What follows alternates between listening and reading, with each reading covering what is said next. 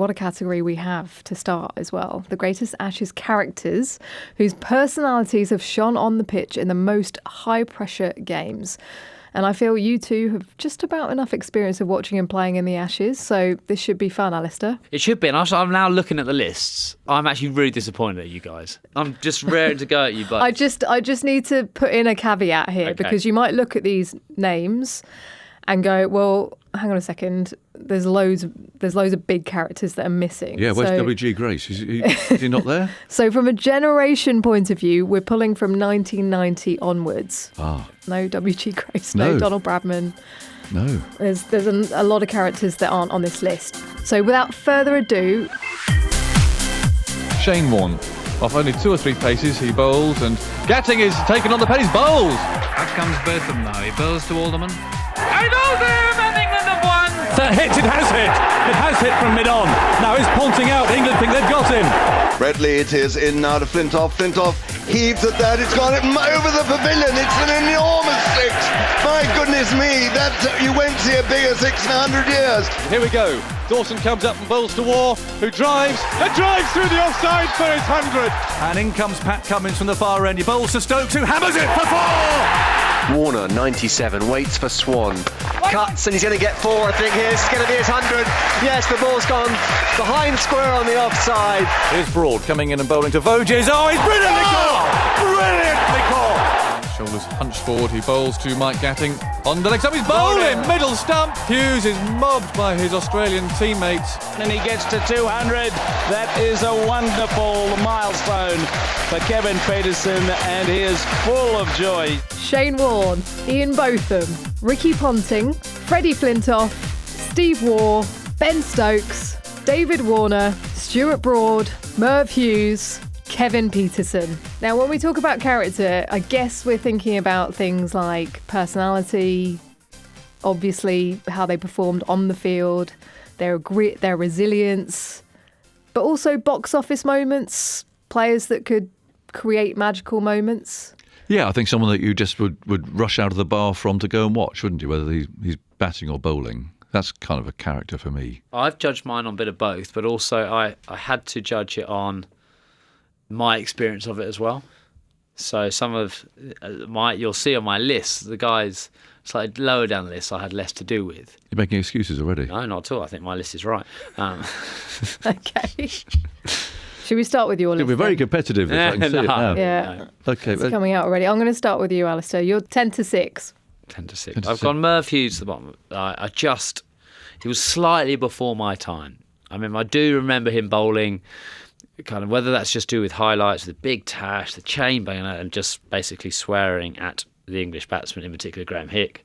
That's all I really remember. So the 8 wickets at Lord's don't really count very much. Well, I don't remember it. No. So that's why you asked me for my list, so that's why I'm going for him there. Sorry, Merv. Obviously, I've met him a few times. I'm a really nice guy, but you're number 10. I've got Warner, number 9. Is that because you don't want to say that you just didn't like playing No, against not at all. I love battling against him because we could not be more opposite like players, but I'm just talking about the character of him I'll always remember will be Stuart Broad's Bunny. If you ask me, like, on this list, like, you ask me for one little bit of it, so I don't think he doesn't quite have the same stories as the other guys. Like everyone else on here, you go, well, there's lots more stories about him, so that's why he's number 9. Steve Waugh, again, he was what I suppose the true Australian grit and character looks like, with his baggy green all ripped, and the 100 with a one calf and all that kind of stuff. But again, I've had less to do with him, so I can't. That is the reason he's number 8. I've then gone Ricky Ponting. He edges Steve Waugh because I played against him. I've had more experiences on the pitch, with a few occasions we played against each other. Unbelievable player.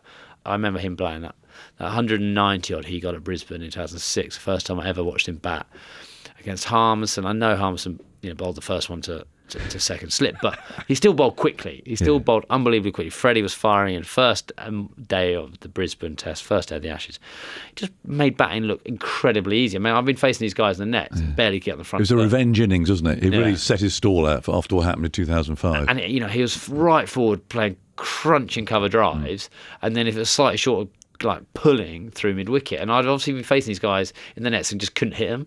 I was like, Jesus, how good this guy is. So he goes there, and obviously actually a really nice guy, I would say a legend. Well, obviously a legend. That's my 7. Then I've gone KP at number 6.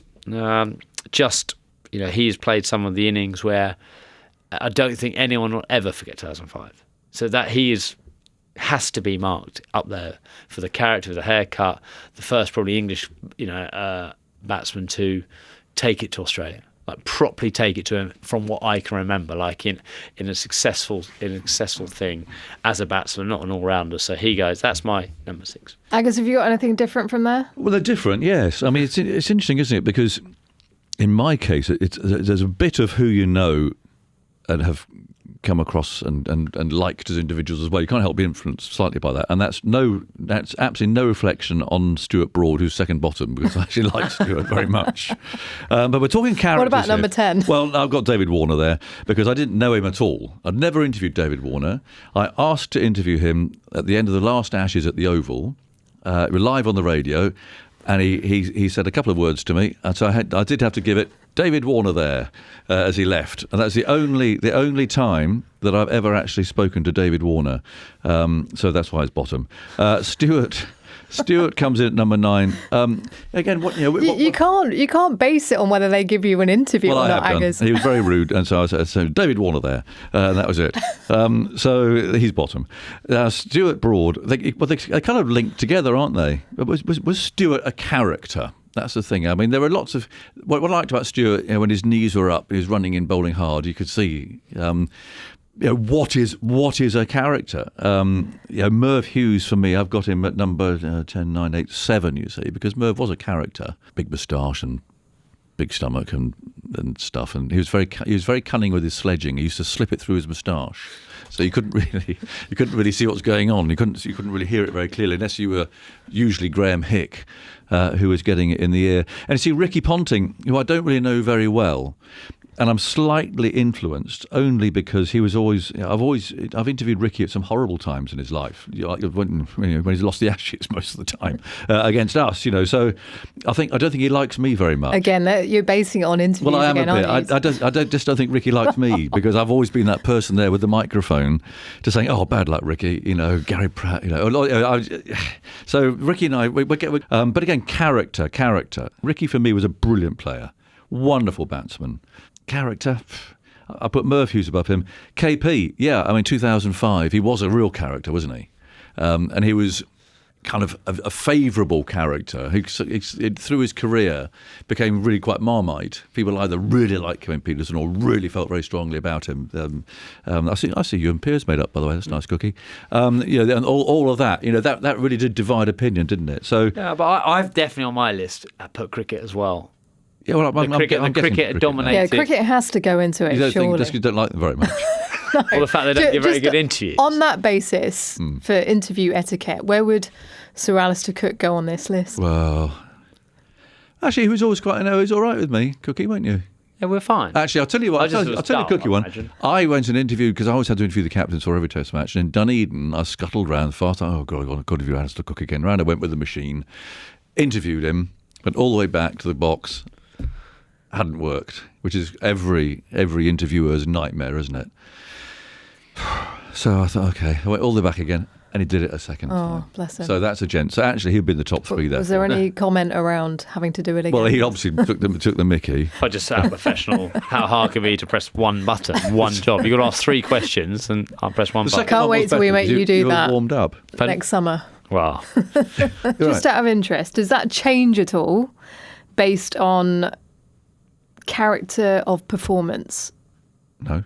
Okay, fine. No, well, I have to link mine with cricket. I just couldn't see any other way because, like Broady, you're right. Merv Hughes is a bigger character than Stuart Broad. Well, I've got the big cricketing characters to come. I'm going. But I just think that I've gone as Broady as he's in my top 5 just because the character he put over the game. In certain times, I'll 8 for 15. That was like, I'll never forget that. I'll never forget that ever. No, and if that's not character, and totally obviously dominating Australia. Jimmy injured, he had to stand up. You know, and do it. so I that's how I've linked like a bit of character as well. Like You're perfectly entitled to, Cookie. So like Merv obviously is a bigger character and stuff. Yeah. But because I don't know as much about his cricket, that's why he has to be linked. Well, I'm going to agree with you there, Sir Alistair, because I have got Merv at bottom. I have. I'm going to tell him.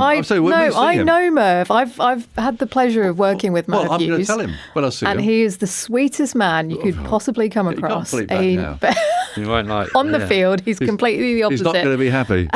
The big moustache, the character, Bay 13, MCG, with all the spectators following him and with his warm up. So he should be number one. He should be number one then.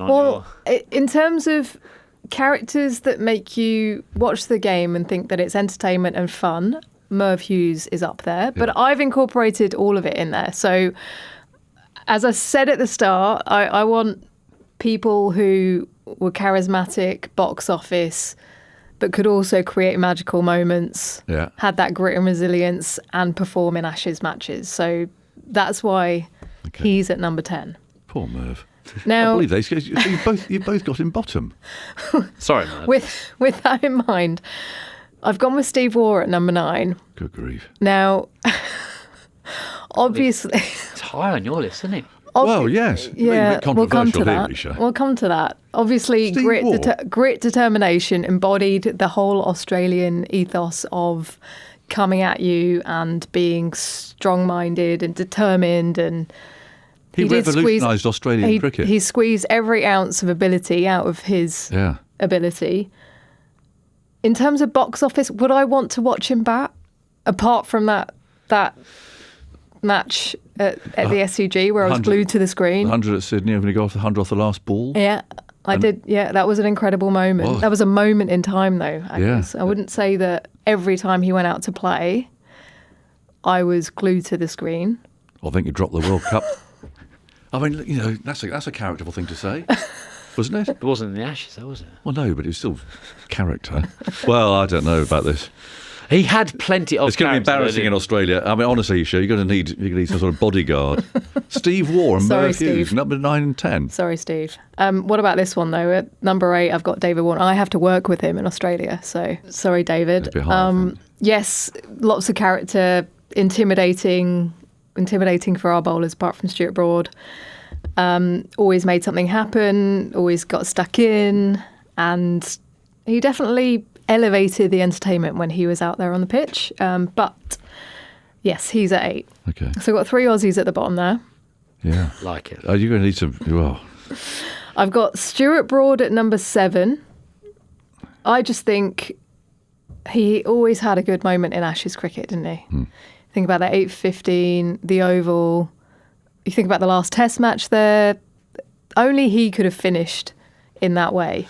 Turn the bail at round. the Oval. Turn the bail around, get a wicket, finish on a high 6 with his last ball in Test cricket. Yeah. He made things happen, and that's why he is at number 7. And he wasn't afraid to stand up to the Aussies. When you think about him putting the newspaper under the arm, the press conference, that's why he's a bit further up. Kevin Peterson at 6 as well. We've all got them in the same place. Yeah. It's interesting, isn't it? I always remember him walking out to bat at Lord's and hitting a 50. And the thing that I remember the most was Glenn McGrath. And every time Glenn McGrath got hit for runs, he would shake his head. You would remember this, Aggers, because you would have commentated on him quite a lot. Hands on hips, and he'd be shaking his head constantly. Kevin Peterson made him do that quite a lot, that series. Yes, he did. Well, that Test match, sorry. Yeah, and the Oval, that innings at the Oval was outstanding. I mean, that was extraordinary, wasn't it? So, yeah, well, it's interesting how we talk about his batting, but then, you know, in terms of characters, we've all put him in number 6. That's because of who's to come in the top 5. Indeed. So, do you want to go, Aggers? Right, so picking up then the top 5, and this is hard. I mean, the characters involved here, and for different reasons. I could have put him higher, but I've got Ben Stokes at 5. Again, it's just a toss-up between him and Flintoff. That's a really close battle for me. Inspirational. Again, they are the people who pull people out the bar to go and watch. They're just a different level, and the clarity of both of them, and actually particularly Stokes, the clarity with which he played the game and the way that he counter-attacks, which again Flintoff did very well in 2005 again, had that amazing series. They're kind of equal for me really, but I've got Stokes at 5 and Flintoff at 4. It could have been the other way around. Now, see, I've bucked the trend here because at number 3 I've got Steve Waugh. Character, just steely. Again, I mean, I said earlier, but he did sort of redefine Australian cricket, really. They'd been through a pretty ordinary trot in the 80s. And Alan Border started that change in 1989 when he came here and was Captain Grumpy and so on. But actually, Steve Waugh really, really moved Australian cricket on. And, okay, he had Shane Warne and Glenn McGrath, which helped in the side, of course. But I've got massive respect for Steve. And again, I go back to that point about the contact that you have with particularly the captains. I've followed him because ABC never sent anyone to interview the Australian captain before every test match. It was a bit strange. So in 2002-03, I interviewed Steve Waugh before every game, and he was coming under incredible pressure. I mean, massive pressure. He was going to lose his place. He was going to lose the captaincy, and it built up and built up and built up. And they scored that incredible 100 at Sydney, which was not just important, but it was a brilliant innings. And there's that whole question of the last ball or the last over, how many needed, but he needed, I think, one off the last ball, and it was all engineered by Adam Gilchrist at the other end. In a way, Steve Waugh had to go for it. But there have been a lot of batsmen who have just blocked it out and come back tomorrow, you know. Cookie, who have you gone for 5 to 3? I've gone Freddie at 5, Stuart Broad at 4, and Shane Warne at 3. Okay. I've kind of done this. They're all massive characters on and off the field. So you can't split them really in their own unique ways. And so I've also linked into my personal experience. Like Freddie, 2005, revolutionising cricket in England on Channel 4, millions of people watching it. I was a 21-year-old playing professional cricket, and what that did for kind of my career in terms of the interest there. Yeah, that was, you can't ever forget that, what 2005 did for the game in this country. And obviously with Freddie's character there. It's like both of them in 81, wasn't it, really? Yeah. Quite similar. Yeah. Well, that's where I'm going. And then I've gone Broad at 4. Yes, he's not like the big character in terms of, the off-field stuff. But when I took this character stuff in my career, every big moment in Ashes, Stuart Broad delivered. He was a nemesis for them, wasn't he? Yes, 2009 the Oval, 2013 Durham, 2015 Trent Bridge, and then obviously 13 as well with the non-walking things. Every part of my Ashes experience, Broadie's played such a big part. I always said to him, well, it must be nice for now you retired, that knowing that every time the game was up for grabs in the biggest series, you always delivered. How nice a feeling would that be? Like, I barely did. So I just thought that is for me the character, and so entwined in my career why he is so high up. I had to explain that reason. Obviously, and then spent a lot of time with Broadie off the field in those moments as well. So that's why he's your friend, isn't he? Yeah, so that's why I pushed him up there for other stuff. Just out of interest, how much are you factoring in how easy or hard it was to captain any of these players? Well, I'm trying to think. I only probably Kevin captained. Peterson at 6. Yeah, no, Kevin Peterson at 6, but I think Broadie had more impact in Ashes than KP did. So then I've gone for the character thing on more of those Ashes series for me. So that's why he's up there. And then I've gone Shane Warne for 3. You can't talk about a bigger character, can you? Let's be honest. Like, he should be number 1. However, when you look at the other with Beefy and Stokes in there, I'm also relating to they're English, so they're going to be on top of my list anyway. So when you can't split them, you split them with other things. That's what I was going to moan about both your lists, that you've chosen a non-Englishman to be at the top of it. When what can you not say about Shane Warne? What can you say about something which hasn't been said already? Privileged to have played against him. I was there on the 700 wicket at the MCG, which that moment was incredible. And then actually during that series, I didn't score many runs against him. When I did score runs against him, he was very complimentary, and then just talking to him kind of at that time was unbelievable. Obviously had a bit of moments when he was when I was captain and he was Michael Clarke's like cheerleader and stuff like that. But after that, would have loved to have got to know him more in the commentary sphere and just talking cricket with him, because that's what I did a bit after that on the phone. He was always there to chat to me. If he after that I gave a number, chatted away, but never really sat there, had beers. Not that everything has to be related about beers, but sat in a bar talking to him about cricket, which I feel I miss. So a great character, obviously everyone missed in the game, but he has to go 3 on the pure example. He's an Australian, and I had to have 2 Englishmen in the top 2. Ridiculous. So there you go. So patriotic. Incredible brain, Shane Warne, but we'll get to that in a minute. Me and Aggers. I think we're probably revealing who's in our top 2. But 5 for me, Freddie. I think for me, 2005, we were playing our Ashes at the same time, and we would finish our day's play and then we'd flick on the telly and watch the boys, and so inspired by all of them, actually, just the way they were going about their business, the way they were taking it to Australia. We obviously went on to win our Ashes as well, and it felt like an incredible summer of cricket, just because Australia dominated for such a long time, and you always want the big game players to stand up in the big moments, and he absolutely did that, Freddie. The heart and soul of England's fight. I always remember that over he bowled to Ricky Ponting. The partnerships he had with Geraint Jones when him and Kevin Pietersen were out in the middle together. But it wasn't just that series, 5 for 78 at Lords in 2009. I remember him getting down on one knee and just arms outstretched. He was struggling a bit more with injury then. He always made things happen. The run out at the Oval. Yep. I always kind of, as a fan of cricket, was really attracted to watching players that could just make things happen. Darren Gough was one of those for me growing up, and Freddie very much that player for me as an all-rounder. So him at 5. Then I've got Beefy. Obviously heard a lot of stories of Beefy growing up. Would have been reminded of what happened in 81, and just him as a general character. And that's the same for Freddie as well. I mean, they were both larger-than-life characters. They would bring everyone with them. They're the sorts of players that you feel 10 feet taller when you're in the dressing room. And you've got that character. These all-rounders have presence. Yeah, they do. They have presence. Those Stokes, Flintoff, both of them. Do you think that's just a character trait of all-rounders? I think probably is. Because they almost think like, well, I've got to be good at everything. Absolutely. And to be good at that, you then have you kind of wired slightly differently. Yeah. I mean, I think all the top all-rounders have been big characters. Haven't they? Yeah. I've gone Beefy at 4. Had the pleasure of working with him in the commentary box. That was a lot of fun. And just someone who, I guess the game did come quite naturally to him. You won't be pleased. 4th. Ian does not like coming 4th. Ian does not like coming 2nd. Well, I've got a pretty good top 3.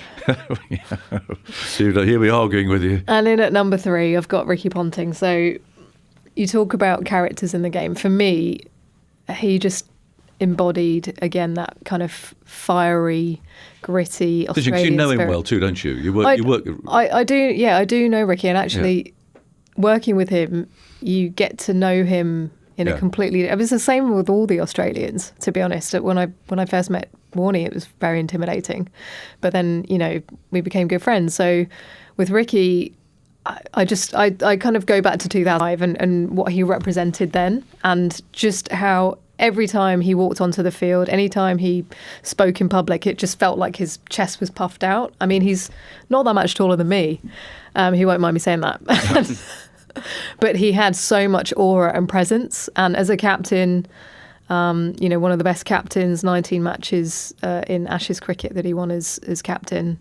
He had a great team with him as well, but he was able to lead them pretty well. He was able to dominate as a batter for so many years, over 13,000 test runs. Yeah. I'm sure no one reminds him of that ever during Ashes cricket. But the century at Old Trafford, grit, determination, was part of some pretty big moments in Ashes cricket. So, top 2, who wants to go first? I'll go, the youngest here. Are you? I don't know, am I? I've gone for Lord Botham at number 1.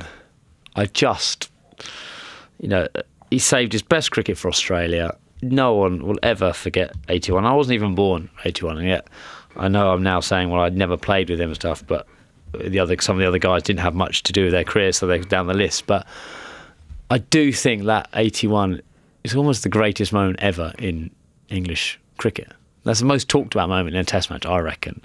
That's why I've gone there. And he saved his best to Australia. He had this way about him of just taking Australia on at everything, wasn't it? He would not lose to Australia in anything he did, whether it was cricket, tiddlywinks, fishing, what you are, and that kind of character. And then you hear some of the stories. Well, all the stories. I've heard about 1 million of them. There's probably another 5 million to go. So I'm combining a guy whose best cricket was against Australia with the 81, one of the greatest ever Test matches, and he played the biggest part in it, and then saved all his cricket. So he's number one, and I've gone Stokesy and number two because again that Headingley bit there to witness Headingley. I still can't believe that innings. I still can't believe that innings and what he's did that innings and what he did in that series, and kind of then I linked into standing up to Australia. And I've got this thing about players standing up and delivering. It matters. That Perth 113, his first one, where the crack was the size of his table, and then just he got 100. And I think the fact that he always never took a backward step against them. So I've gone for Stokesy. And if the next however long, and if we sit here and he does win in Australia as a captain, what an amazing. Do you know what I mean? That will definitely go up there. So I've gone for a character. Those two, Beefy number one, Stokes number two, all rounders.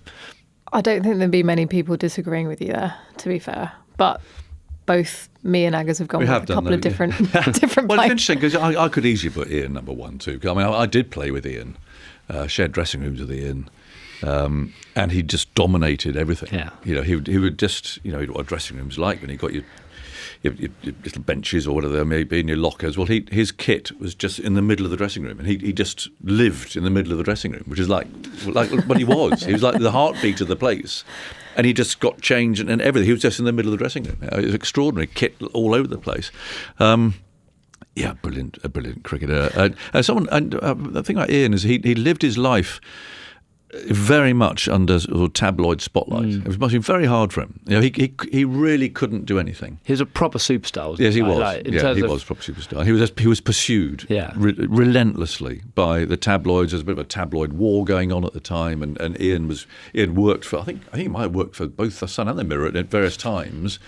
But there was always this incredible competition to get stories about Ian Botham, and so he had to live under that as well. He kind of revelled in it as well because he was this. Again, we talked about the characters, but I just could not go for Shane Warne. That was the thing. He has excelled at the hardest, easily the most difficult discipline in cricket, and he's made wrist spin bowling not only look easy, but be so influential in the games that he played in. The accuracy of a wrist spinner to bowl as he did, ball after ball after ball, and to spin the ball so much. And when he was at his best, when he had that flipper as well, he was a bowling genius. So okay, that's one thing. But in terms of the character, I used to describe him as a pantomime dame, because he was rather like that on the field, wasn't he? All those ridiculous theatrical appeals and all that. He was getting into the batsman's head without slagging them off, without being abusive. But he was just this massive figure. Even when the pitch was doing nothing. I mean, he blagged that win in Adelaide when we declared. Yeah, I mean, he blagged. He wasn't doing anything, but he blagged it. He's just a great poker player, wasn't he? Yeah. And that, that was kind of how he played his cricket as well. So he's my number one. Well, I've gone with the same number one. Very sensible. Actually, yeah. But I'll start with two, and Ben Stokes, who, again, similar sort of character to Beefy and Freddie in the sense that would always make things happen. And Headingley we were all there back at the time when I guess no one walking to the ground that day, on that final day, expected England to get over the line. But then when they were 9 down, they still needed 70 odd.